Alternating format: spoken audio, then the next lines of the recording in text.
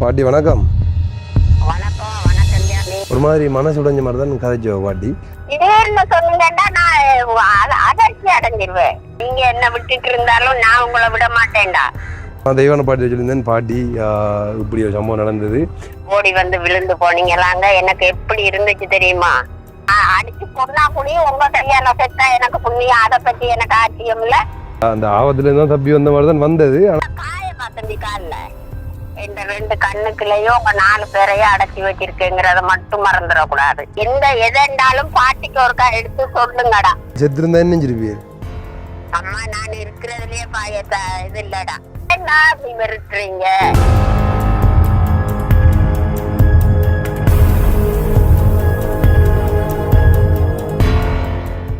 வணக்கம், தமிழோடு தரணி எங்கும். இது உங்கள் ஆர்ஜே தமிழா. நான் உங்கள் கேஜே திவா. ஓகே, நேற்றைக்கு முந்தைய தினம் அப்லோட் பண்ண காணொலியை நீங்கள் வந்து பார்த்துருப்பீங்க.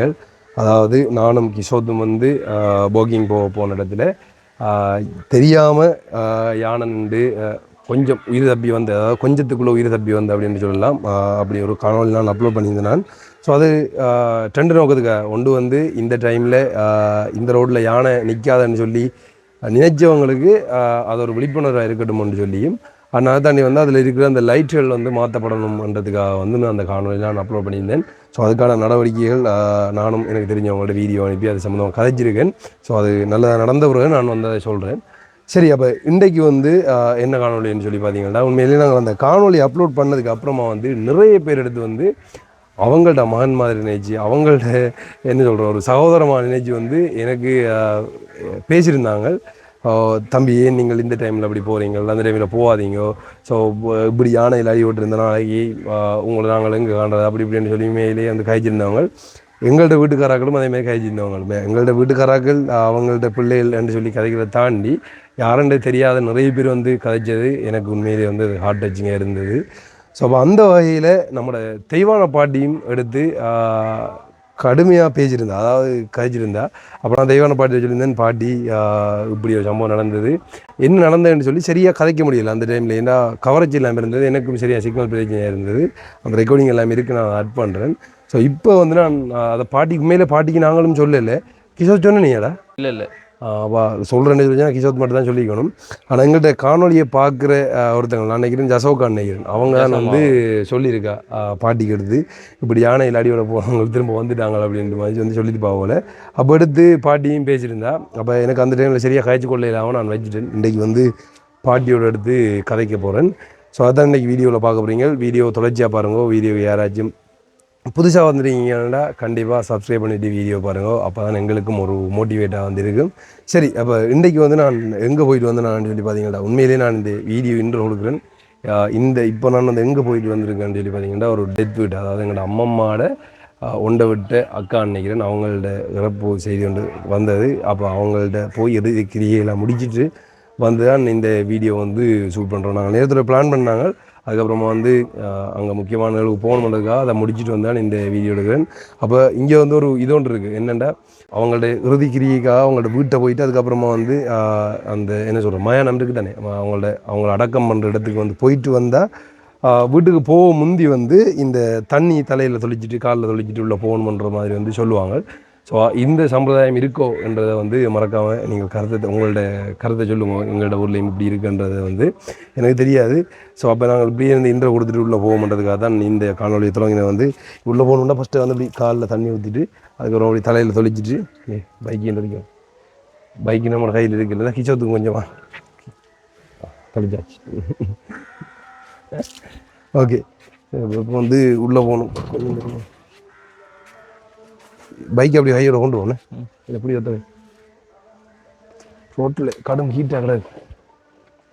நிறைய காலத்துக்கு அப்புறம் பைக்கில் ஏறி கிடக்கா.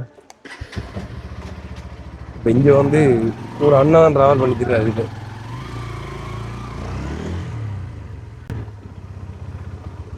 ஸோ இப்போ நம்ம உள்ள அங்கேருந்து வெளியில் வந்து எடுத்து வரைக்கும் சொன்னால் தானே கனகாலத்தில் பைக்கில் இருக்குன்னு சொல்லி அதுக்கும் கொமாண்ட் பண்ணுவாங்க. உண்மையிலே வந்து என்னென்னு சொன்னால், இந்த பைக் வந்து அண்ணா வச்சுருந்தேன், நான் அப்பாட பைக்கை தான் ஓடி தெரிஞ்சேன். அதுலேருந்து தான் சொன்னேன், நான் வந்து கனகாலத்துக்கு ப்ரோ இந்த பைக்கில் இருக்கேன்னு சொல்லி எப்போயாச்சும் இருந்து விட்டு இப்படி மாறி மாறி ஓடித்துட்டு தான் இப்போ அண்ணா ஃபுல்லாக கொண்டுட்டார்.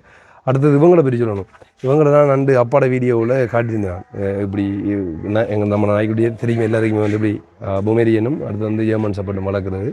அப்போ சொல்லியிருந்தவங்க அதை அடைச்சி வைக்காதீங்க, வெளியில் திறந்து விடுங்கன்னு சொல்லி அவங்களுக்கான குறிப்பிட்ட டைமிங் இருக்குது. அந்த டைமிங்கு நாங்கள் வந்து அவங்கள வெளியில் திறந்து விடுவோம். திறந்து விட்டுட்டு திரும்ப வந்து அவங்கள அடைச்சி விடுவோம். இப்போ நாங்கள் கொஞ்சம் திறந்து விட்டு அவங்கள வாட்டில் சுற்றி தெரிஞ்சு ஓடி தெரிஞ்ச ஒரு களைப்பு இருந்தானே, அந்த ஒரு மணி ஜாலமோ இல்லை 1.5 மணி ஜாலம் 2 மணி ஜாலத்துக்குள்ளே அவங்களுக்கு களைப்பு வந்தால் அவங்கள திரும்ப ஏறி போய் அதுக்குள்ளே படுத்துருவாங்க, கூட்டுக்குள்ளே எடுத்துருவாங்க. நாங்கள் யோசிக்கிறேன் கூட்டுக்குள்ளே இதுக்கு பாவம் வழியில் கட்டி வைப்போம்னு சொல்லி வெளியால் எழுதி கட்டி வச்சாலும் அவங்களுக்கு அதுதான் கம்ஃபர்டபுள். ஏன்னா அவங்க சின்னலேருந்து அதை பழகிட்டாங்க தானே. ஸோ அப்போ அதுலேருந்து வந்து அவங்கள அதுலேருந்து அதுக்குள்ளே அவங்களோட வீடுன்ற மாதிரி நினைச்சு அதுக்குள்ளேயே அவங்க தங்கி கொள்வாங்க. அவ்வளோதான் விளக்கம், மற்றபடி வேறு ஒன்றுமே இல்லை. சரி, கிஷோர் தடி இருக்கா தேவையான பாட்டி கோல் வேறு தான் தேவையான பாட்டி இருக்கா கைக்கிலையா நீ நேற்று? இல்லை கைக்கிலையா? கதைக்கல. அப்போ நேற்று காய்ச்சினாங்க கடைசியாக காய்ச்சினாங்க. சரி, வடிவா வந்து தேவையான பாட்டி இங்கே மேலே இப்படி அக்காட மாதிரி நிற்கிறால இப்படி கட்டி வச்சுருக்காங்க.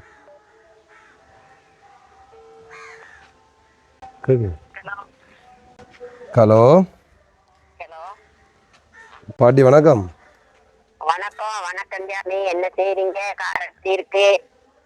ஓ நல்லா இருக்கு. உங்களுக்கு வந்து யானையில் எப்படி நாங்கள் அடிவிட போனோம்டா சொன்னது? என்ன சாமி? அப்படி யானையில் மோத போனோம்டா சொன்னது? நீங்க யசம்மாவுக்கு சொன்னீங்க தானே?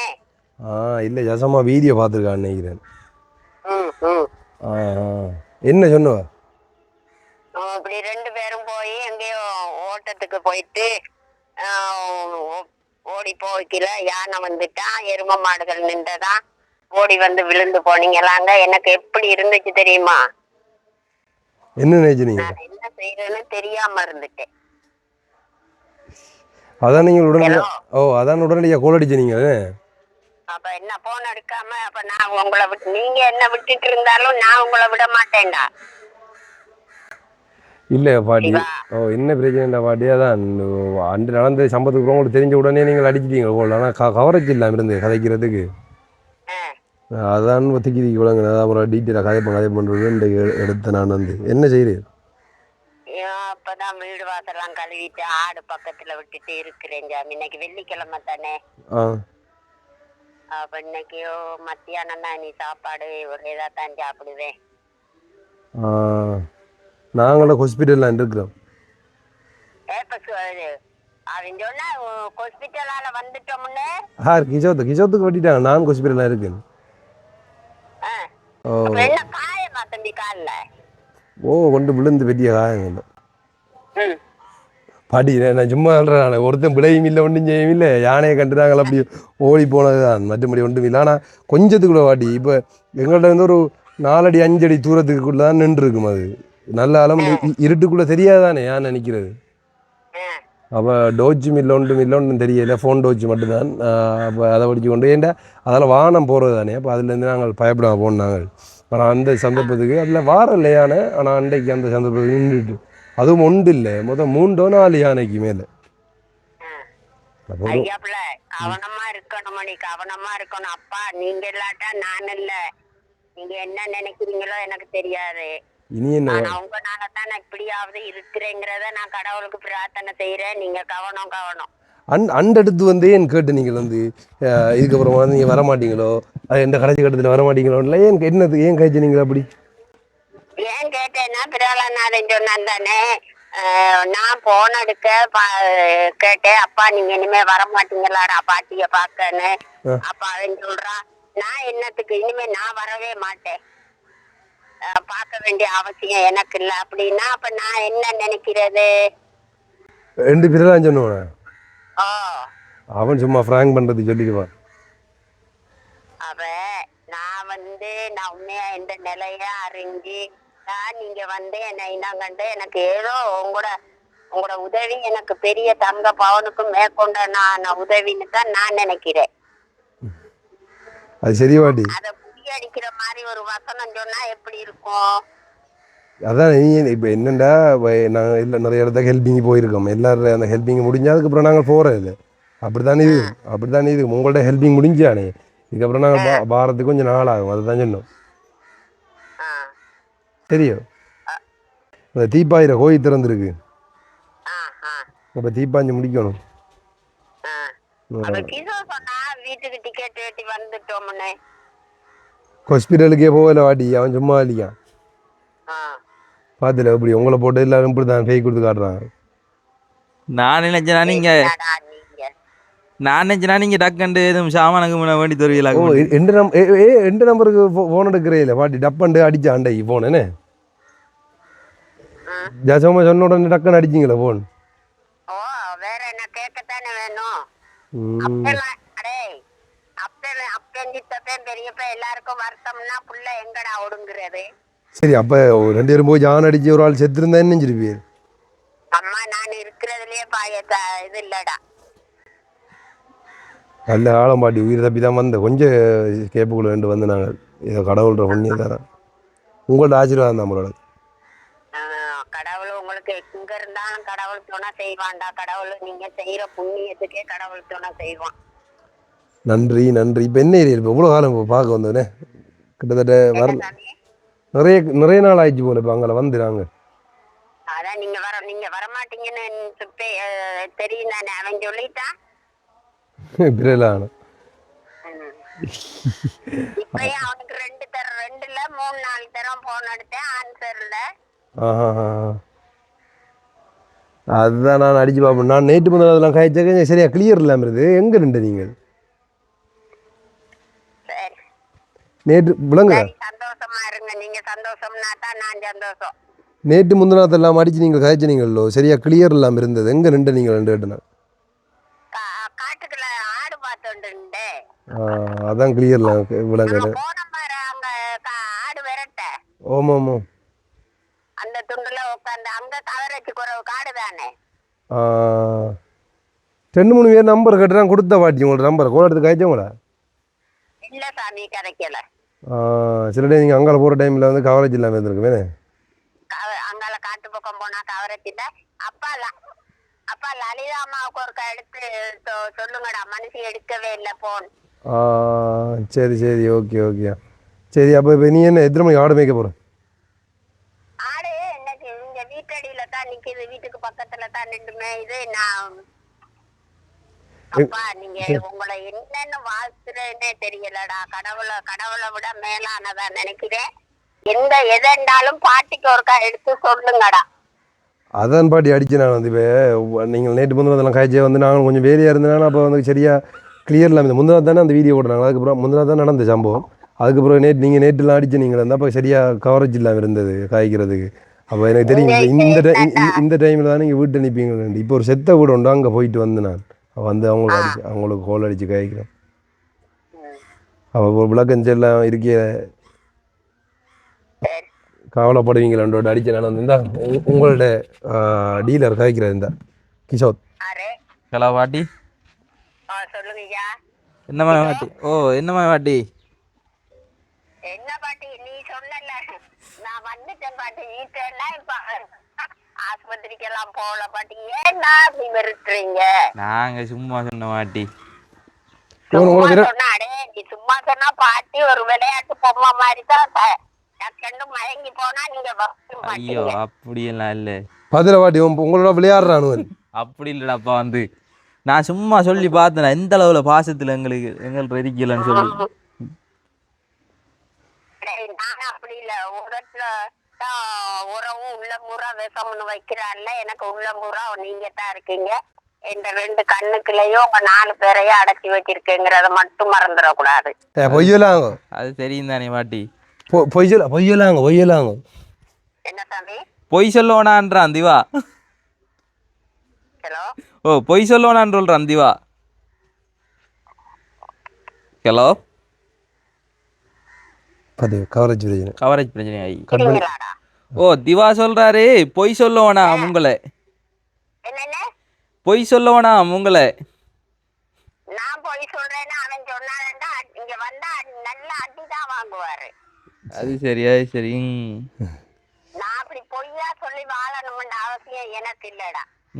சும்மா என்ன யானை கதாண்டு சொல்லக்குள்ளான ஞாபகம் வந்து ஒரு நாள் விடிய ஜாம ஒரு 12:30 மணியை போல பாட்டியம் எடுத்தா ஓல் யானை நிக்காண்டோல என்னன்றா வேற ஒரு ஆளுக்கு அடிக்கிறது போல எனக்கு அடிச்சு விடுத்தா வந்து ஞாபகம் இருக்கா பாட்டி? அது என்ன நடந்தது அண்டு? அண்டு என்ன உங்களுக்கு இந்த பனைமரம் இருக்கலாம் கிசு. ஓமோம்.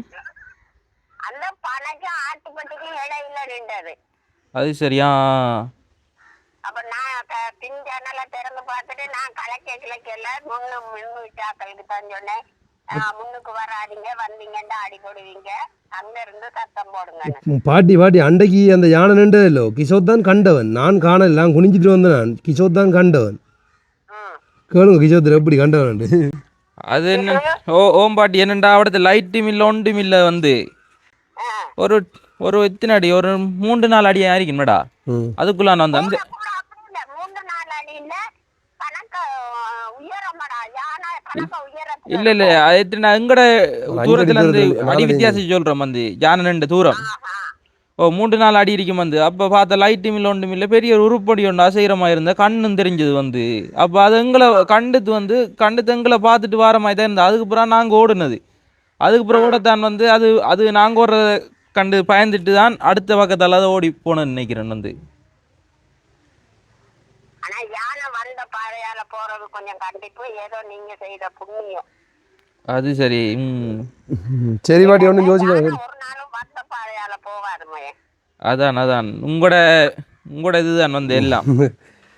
சரி பாட்டி அதான் சொல்ல அதை தான் சொல்ல அடிச்சு நீங்கள் ஒன்றும் யோசிக்க வேணாம். உங்களை சும்மா என்னவங்க ஆனால் கொஞ்சம் அந்த ஆபத்துலேருந்து தான் தப்பி வந்த மாதிரி தான் வந்தது, ஆனால் பிரச்சனை இல்லை, எல்லாம் ஓகே.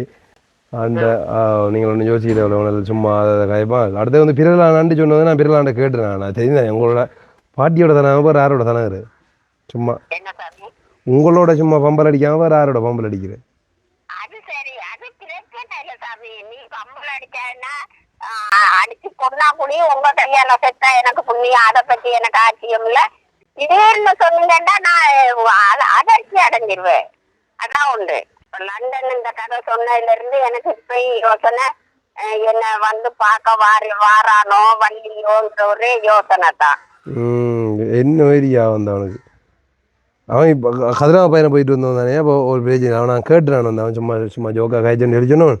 சரி பாட்டி அப்போ எங்களுக்கு ஒன்று இல்லை, நாங்கள் போயிட்டு வந்தனால இதுக்கப்புறமா வந்து வலிக்கிறோமா நான் சொல்லணும்னு நினைச்சு நான் வந்து உங்கள்கிட்ட எடுத்து காய்ச்சாச்சு டீட்டெயிலாக வாரம் ஒரு நாளைக்கு எல்லாம் முடிச்ச போகிறேன். இதான்டாப்பா பிரச்சனை, கவரேஜ் பிரச்சனை. படம் 2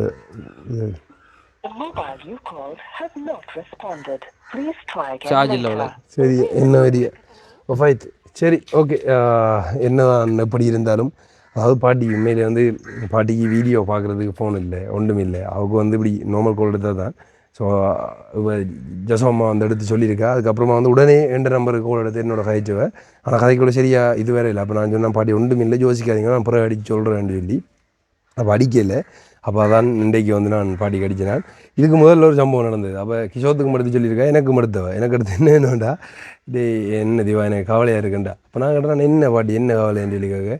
இல்லை இவன் லண்டன் எடுத்து சொன்னவன் நான் வந்து இனி உங்களை பார்க்க வர மாட்டேன், இதுக்கப்புறமா வந்து எனக்கும் உங்களுக்கும் தொடர்பு இல்லை, உங்களோட வேலை முடிஞ்சானே நான் இனி வர மாட்டேன்னு வைங்கன்னு சொல்லி வச்சுட்டாங்க. பழமையாக நாங்கள் இப்படி தானே ஃபன்னாக கதைக்கிறாங்க. அவன் கொஞ்சம் சீரியஸாக கதைச்சிருக்கான் போல எனக்கு. அப்போ அதுக்கு அவள் வந்து உண்மையை நம்பிட்டா அவள் ஹர்ட் ஆகிட்டா. அப்போ வந்து அதுக்கப்புறம் திரும்ப பிறலான கால் அடிச்சா பிறலான்ட்ட ஃபோன் பேல இல்லை. என்னென்னு சொல்லி பார்த்தீங்கன்னா அவன் வந்து காட்டு பயணம் போயிட்டான், அதாவது இந்த கதிராம பயணம் வந்து போயிட்டான். அப்போ நாங்கள் தான் இங்கே நின்றுறாங்க. அப்போ எங்களுக்கு அடித்து இப்படி சொன்ன கவலைப்பட்டு ஒரு மாதிரி மனசுடைஞ்ச மாதிரி தான் கதைச்சவ பாட்டி.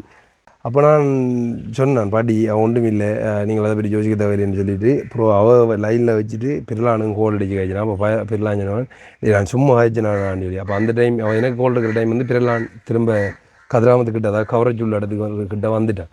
அப்போ நான் கோல் எடுத்து கைக்குள்ளே அவன் சொன்னான் நான் சும்மா காய்ச்சினான்டா, அவள் சீரியஸாக நம்பிட்டா அவளாண்டு. அப்போ நான் சொல்லிட்டு சொன்னான் திரும்ப கோல் எடுத்து நீ பாட்டியோட கதைன்னு சொல்லி சரின்னு சொல்லிவிட்டு அவன் எடுத்து கதைச்சவன்னு நான் நினைக்கிறேன்.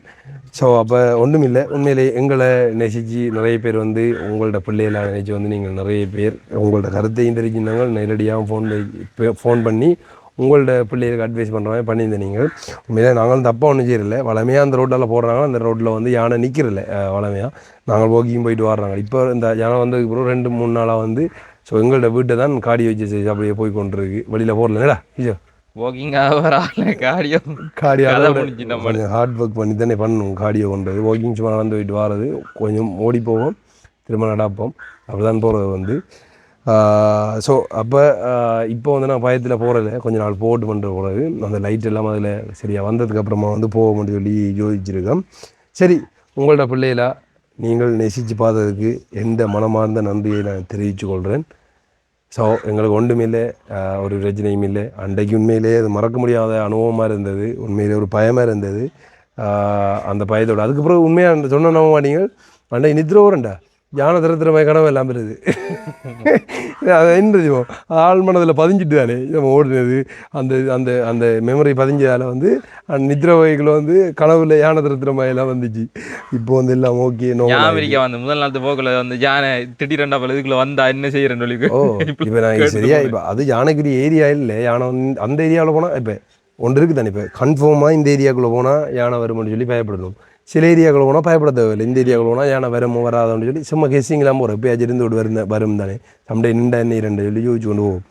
அப்போ அந்த டைமில் நாங்கள் சும்மா நானும் யோசிச்சு வந்தால் அதுக்கு முதல் நாளே காய்ச்சி கொண்டு போனாங்களே யானை எதிரியாலே. அந்த எருமாடவர்களையும் யானை வருதுன்னு சொல்லி சும்மா ஃபன்னாக காய்ச்சி கொண்டு வந்தாங்க. ஆனால் உண்மையிலே யானை வந்தது. மெயினாக நம்ம நிலத்தை பார்த்து தான் போகிறோம், பாம்புகளுக்கு பயத்தில் கிச்சோத்தில் தன்மையாக தான் சொல்லலாம். கடவுளோட புண்ணியத்தால் கிச்சோத்தை கண்டு கீழே லைட் அடிச்சு போய் திடீர்னு அவளை பார்த்த மேலே பெரிய ஒரு உருப்படி ஒன்றா செய்யுது. அதில் கண் தெரிஞ்சது, அதில் கண் தெரிஞ்சேன்னா பாருங்க, அது எங்களை நோக்கி பார்த்து கொண்டு தான் இருந்தது. நல்ல காலம் அது அந்த பக்கம் போயிட்டு, அதை ஒன்றுமே வந்து செய்யலை. இப்போ யானை போனது அந்த பக்கம் போனது, அதாவது எடுவாங்கிற சைட் பக்கம் போனது, திரும்ப வரலை. அங்கால சைட் தான் அங்கேயே நிற்கி போல, அது என்னன்னு சொல்லி தெரியலை. ஸோ பாதுகாப்பாக இருந்து ஒழுங்கோ. மற்ற இடங்களில் இருக்கிறவங்களும் நாங்கள் அன்றைக்கு அந்த சம்பவத்தில் அந்த யானை பக்கத்தில் பார்த்து அனுபவித்த பிறகு தான் யோசிச்சு நாங்கள் இப்போ சூவில் இருக்கிற யானைகள் அது வந்து இப்போ நாங்கள் அந்த மின் ஏரியாலெலாம் போயிருக்கோம், போய் யானையை பக்கத்தில் பார்த்துருக்கோம், பாதுகாப்பாக கூட்டிகிட்டு போவாங்க. அப்போ கொஞ்சம் இன்ட்ரெஸ்டிங்காக இருக்கும் பார்க்கக்குள்ள. ஆனால் இது ஆபத்து உண்மையிலே. ஸோ இப்போ எங்களுக்கு நடக்கக்குள்ளாம் தெரிஞ்சது உண்மையிலே எப்படி இந்த யானையில் அடிபட்டிருப்பாங்க, எப்படி இருந்திருப்பாங்கன்னு சொல்லி. ஏன்னா அந்த உயிர் பயம் வந்து இருக்குன்னு தானே, ஹிருதி கட்ட பண்ணைகளோ இப்படி ஒரு பயம் இருக்கும், அப்படி தான் இருந்தது. ஸோ அப்போ அதை தாண்டி வந்துட்டோம். அந்த வீடியோ பார்த்து கொண்டிருங்க நீங்களும் காட்டு ஏரியாவில் இருந்தீங்கன்னா பாதுகாப்பாக இருந்து கொள்ளுங்கோ. இது மட்டும் இல்லை, மற்ற விலங்குகள்லையும் இருந்து பாதுகாப்பாக இருந்து கொள்ளுங்கோ. இல்லை எதாக இருந்தாலும் சரி, கொஞ்சம் அவதானம் இருக்கிற நல்லம் நாங்களும் இருந்து கொள்கிறோம். எங்களுக்கும் என்ன நடக்க போகுதுன்னு சொல்லி தெரியாது அடுத்த கட்டங்களில் வந்து. ஸோ அதான் சொல்கிறேன், என்ன அப்படி ஏன்னு இப்படி சொல்கிறேன்டா, இப்போ இன்றைக்கும் ஒரு இறப்பு விட்டான்னு போயிட்டு வந்தேன். நம்மளுக்கும் இது ஒரு நாளைக்கு வரத்தான் போகுது. பிறந்த எல்லாரும் ஒரு நாள் இறக்கத்தான் போகிறாங்க, அதான் நியதி உலகத்தின். ஸோ அது நல்லபடியாக வந்து கொஞ்சம் நல்ல விஷயம் செய்துட்டு அதுக்கப்புறமா இறந்து போன வேண்டாம், மனதுக்கு திருப்தியாக இருக்கும். அதுதான் நான் சொல்லிக்கொள்கிறேன். சரி, ஓகே. இதுக்கப்புறமா வந்து நான் என் வேலையை பார்க்கணும், குளிச்சுட்டு அங்கே போகிறேன். அடுத்த வீடியோவில் சந்திக்கிறேன். ஓகே, பாய்.